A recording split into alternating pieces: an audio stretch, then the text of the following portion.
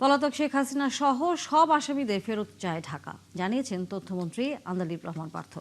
ফ্যাসিস্টদের সমর্থকেরা রাষ্ট্রের বিপক্ষে গেলে তাদের বিরুদ্ধে আইনি ব্যবস্থা নেওয়া হবে বলেও জানান তিনি। সরকারের 180 দিনের সফল বাস্তবায়ন নিয়ে দুপুরে সচিবালয়ে একটি বইয়ের মোড়ক উন্মোচন অনুষ্ঠানে এসব কথা বলেন তথ্যমন্ত্রী।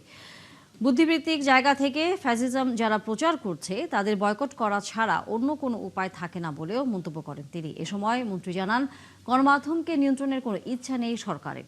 একই অনুষ্ঠানে তথ্য প্রতিমন্ত্রী ইয়াসের খান চৌধুরী বলেছেন, গত 6 মাসে গুমের কোনো ঘটনা বাংলাদেশে নেই।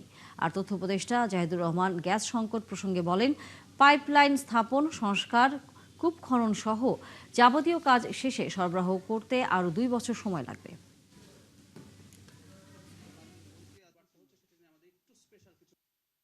উনি ওখানে গিয়েছিলেন একভাবে, বাট ওই সরকার হয়তো পলিটিক্যালি এখন ওই দায়ভার নিতে চাচ্ছেন না বলে এটা জুডিশিয়ারির উপরে দিয়ে দিচ্ছেন।